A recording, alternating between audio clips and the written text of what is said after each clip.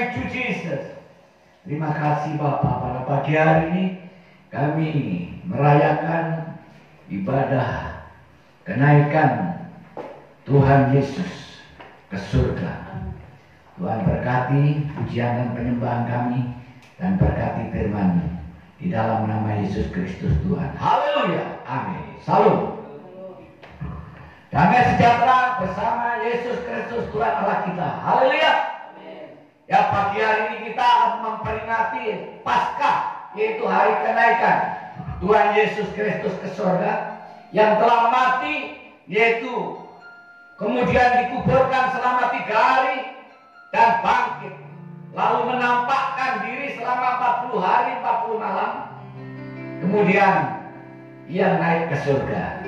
Demikianlah keberadaan Tuhan kita, yaitu Yesus Kristus.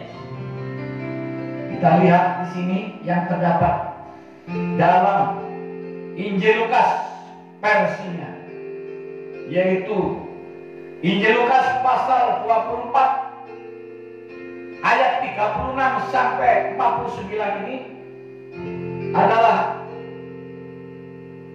mengenai penampakannya, yaitu kepada semua murid, dijelaskan di sini ya.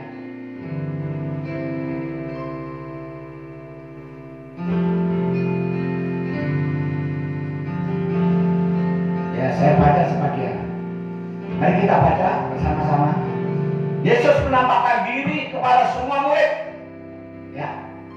Dan sementara mereka bercakap-cakap tentang hal-hal itu, Yesus tiba-tiba berdiri di tengah-tengah mereka dan berkata kepada mereka, "Damai sejahtera bagi kamu." Mereka terkejut dan takut dan menyangka bahwa mereka melihat hantu. Nah, ini kesalahan murid-muridnya ketika Yesus Kristus menampakkan diri dan mereka sedang bercakap-cakap. Ya, Yesus mengatakan damai sejahtera bagimu, tetapi apa pemikirannya? Hantu lagi. Jadi Yesus dikira hantu. Nah, ini apa artinya? Saya nggak akan alegori, tebak-tebakan. Artinya apa? Ya, artinya murid-murid ini kurang peka, kurang tanggap terhadap apa yang pernah disampaikan oleh Yesus Kristus, bahwa ia akan mati dan bangkit dan menampakkan diri selama 40 hari. Kemudian ia akan naik ke surga. Itu yang kurang dipahami oleh muridnya. Ya, namanya murid. Ya, murid itu sering lupa. Oleh sebab itu di sini penampakan Yesus Kristus 40 hari 40 malam ini menyegarkan kembali, yaitu pengajaran-pengajaran, menyegarkan kembali tentang apa yang pernah diajarkan kepada murid-muridnya. Cukuplah 40 hari 40 malam untuk mengajarkan muridnya kembali, merefreshing, apa artinya, penyegaran kembali terhadap, yaitu ilmu pengetahuan yang telah diajarkan selama Yesus Kristus ada di dunia ini. Jadi Yesus dikatakan hantu ya. Lalu Yesus akan tetapi ia berkata kepada mereka, "Mengapa kamu terkejut?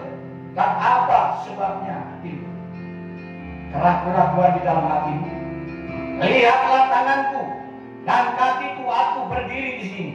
Rabalah aku dan lihatlah, karena hantu tidak ada daging dan tulangnya, seperti yang kamu lihat pada-padaku." Sambil berkata demikian, ia memperlihatkan tangan dan kakinya kepada mereka.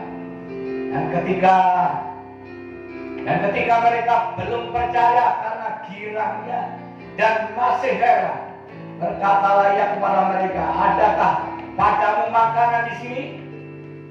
Lalu mereka memberikan kepadanya sepotong ikan goreng.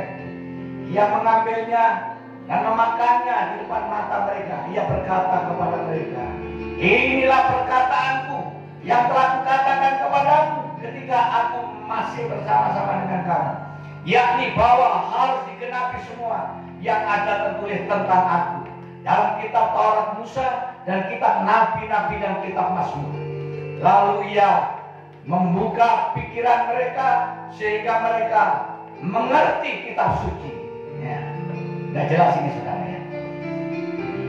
Membuktikan bahwa ia adalah Yesus yang telah mati kemudian bangkit, yang memperlihatkan apa tangannya bekas patah, dan ia menunjukkan yang ada di lambungnya bekas tombak. Kenapa pada saat itu? Ya, pasukan untuk membuktikan ya bahwa itu mati pasukan Romawi menusuk perutnya dengan tombak sehingga keluarlah cairan. Dengan demikian maka Yesus mati. Nah, dengan demikian maka ia menunjukkan juga di sini ada makanankah di dalam rumahmu? Lalu muridnya mengambil aja ini ikan goreng. Kebetulan pas habis sarapan mungkin ya, jadi ada ikan. Lalu memberikan kepada Yesus Kristus dan Yesus makan. Adakah hantu bisa makan seperti ini? Tidak ada. Jadi kalau hantu itu nggak makan ikan goreng, yang dimakan apa? Ya, yang dimakan mungkin ya nyawanya ikan kali ya. Jadi Yesus pada saat itu makan yaitu ikan goreng ya yang diberikan oleh muridnya, mendandakan bahwa itu bukan hantu, dan Yesus yang ada, Yesus yang ada, Yesuslah yang nampak sebagai Tuhan yang telah mati dan bangkit dan menampakkan diri 40 hari 40 malam lamanya. Sampai di sini kita lanjutkan yaitu kenaikannya. Kenaikan Yesus yang terdapat dalam Lukas pasal ini, saya versi ini ambil Lukas saja, nggak usah banyak-banyak. Lukas pasal 24 ayat 50 dan seterusnya mengatakan kenaikan Yesus, lalu Yesus membawa mereka keluar kota sampai dekat Betania. Di situ ia mengangkat tangannya dan memberkati mereka. Dan ketika ia sedang memberkati mereka, ia berpisah dari mereka dan terangkat ke surga. Ya. Yesus mengajak ke kota yang terdekat di situ yaitu Betania. Di situ ia mengangkat tangannya memberkati para murid-muridnya. Lalu di sini Yesus ya ketika memberkati dan kemudian berpisah, dia terangkat ke surga.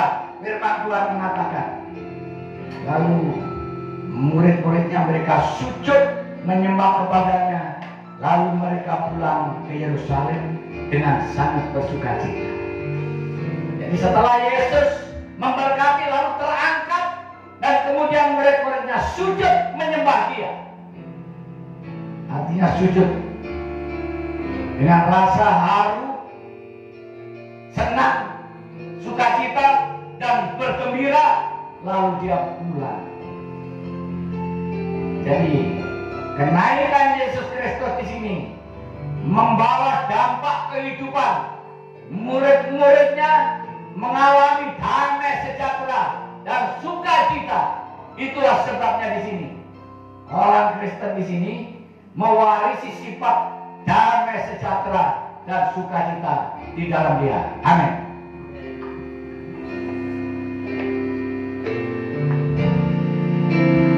Ku telah mati dan tinggalkan cara hidupku yang lama. Semuanya sia-sia dan tak berarti lagi. Hidup ini ku letakkan pada hizmat-Mu ya Tuhan. Jadilah padaku seperti yang Kau ingini. Telah mati dan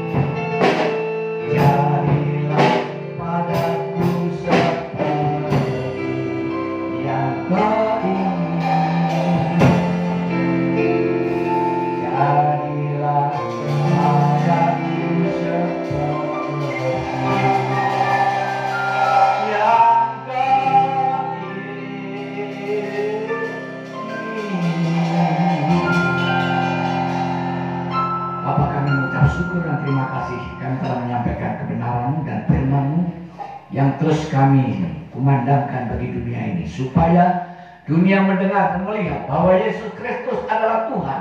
Yesus Kristus adalah Juru Selamat yang telah hidup di dunia ini menjadi manusia dan mati selama 3 hari, ia bangkit. Kemudian ia menampakkan diri selama 40 hari 40 malam. Itulah Tuhan yang kami sembah. Itulah Tuhan yang kami puji. Itulah Tuhan yang kami tinggikan dan kami agungkan. Inilah Tuhan, ucapan syukur kami pakai pada pagi hari ini. Kami selalu mengingat akan, yaitu fenomena dan kejadian ini Tuhan. Terima kasih Bapa. Terima kasih, dan berdoa juga buat jemaatmu yang sudah mendengarkan firman-Mu ini, jadilah kuat, sehat, dan terus mampu bertahan di dalam kehidupannya untuk mengiring perjalanan hidup, yaitu memuji dan menyembah Tuhan terus hingga sampai di surga. Berkati seluruh sidang jemaat-Mu, berkati mereka yang mendengarkan lewat media masa ini, Tuhan memberkati.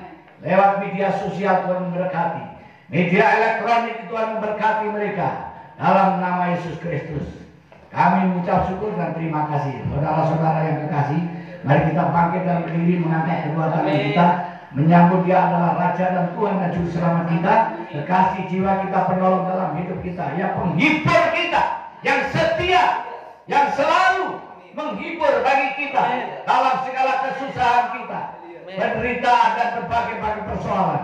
Ia terus menolong dan membantu kita. Terima damai, sejahtera, sukacita. Terimalah kekuatan, kesehatan dan kemampuan. Terimalah segala hormat, kemuliaan, kebaikan, kebajikan, kekayaan, dan segala kelimpahan, limpah-limpah. Dalam nama Yesus yang percaya, katakan